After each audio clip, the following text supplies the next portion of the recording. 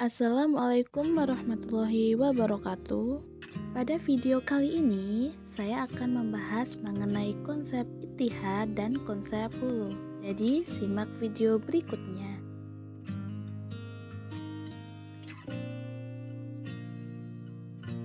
Ada yang tahu apa itu konsep ittihad?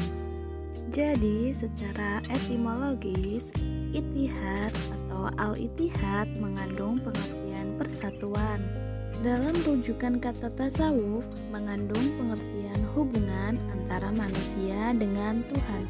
Seperti yang ditunjukkan oleh istilah al-ittihad adalah penyatuan batin dengan rohaniyah dengan Tuhan. Pemahaman ittihad dalam istilah Abu Yazid disebut tajrid fana fi al-tauhid, yaitu perpaduan dengan Tuhan tanpa dibatasi oleh apapun. Sementara itu, ittihad dalam tasawuf adalah tingkatan paling signifikan yang dapat dicapai dalam perjalanan ruh manusia. Orang-orang yang telah sampai pada tingkatan ini, maka ia akan menjadi satu dengan Tuhannya.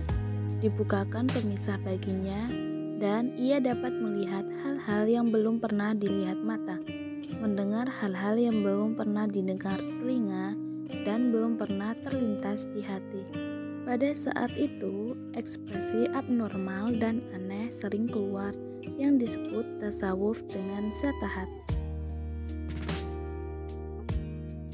Proses terjadinya ittihad atau menyatu dengan wujud Allah pada awal mulanya lenyapnya kesadaran akan diri dan sifat-sifat pribadinya karena telah menghayati sifat-sifat Allah.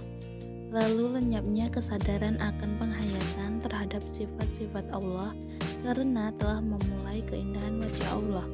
Kemudian akhirnya lenyapnya kesadaran akan kefanaannya itu sendiri karena telah merasa lebur menyatu dengan wujud Allah. Dalam situasi ittihad, seorang sufi merasa dirinya bersatu dengan Tuhan, suatu tingkat di mana mencintai dan yang dicintai telah menjadi satu, sehingga salah satu dari mereka dapat memanggil yang satu dengan kata-kata, "Hai aku." Dengan demikian, jika sang sufi mengatakan "Maha suci aku", maka yang dimaksud aku di situ bukan sufi sendiri, tapi sufi yang telah bersatu batin dan rohaninya dengan Tuhan melalui fana dan baqo. Materi yang selanjutnya yaitu konsep hulul. Secara harfiah, hulul berarti Tuhan mengambil tempat dalam tubuh manusia tertentu, yaitu manusia yang telah dapat melenyapkan sifat-sifat kemanusiaannya melalui fana. Paham bahwa Allah dapat mengambil tempat pada diri manusia ini bertolak pada pemikiran Al-Halaj yang mengatakan bahwa pada diri manusia terdapat dua sifat dasar, yaitu lahut atau ketuhanan dan nasut yaitu kemanusiaan. Tujuan dari hulul adalah mencapai persatuan secara batin. Untuk itu, Hamka mengatakan bahwa al-hulul adalah ketuhanan atau lahut yang menjelma ke dalam diri insan atau nasut. Dan hal ini terjadi pada saat kebatinan seorang insan telah suci bersih dalam menempuh perjalanan hidup kebatinan.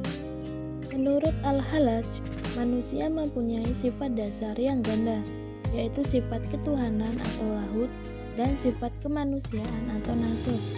Demikian juga hanya Tuhan memiliki sifat ganda, yaitu sifat-sifat ilahiyat atau lahut dan sifat insania atau nasut.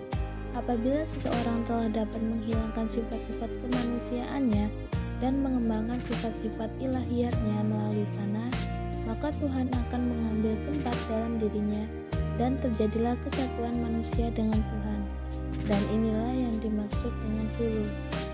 Persatuan Tuhan dengan manusia dapat terjadi dengan mengambil bentuk hulul. agar bersatu, manusia harus meninggalkan sifat-sifat kemanusiaannya. Setelah kemanusiaannya hilang dan hanya tinggal sifat ketuhanan, saat itulah Tuhan dapat mengambil tempat dalam dirinya. Dan ketika itu roh Tuhan dan roh manusia bersatu dalam tubuh manusia.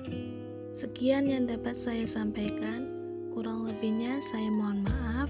Atas perhatiannya saya ucapkan terima kasih. Wassalamualaikum warahmatullahi wabarakatuh.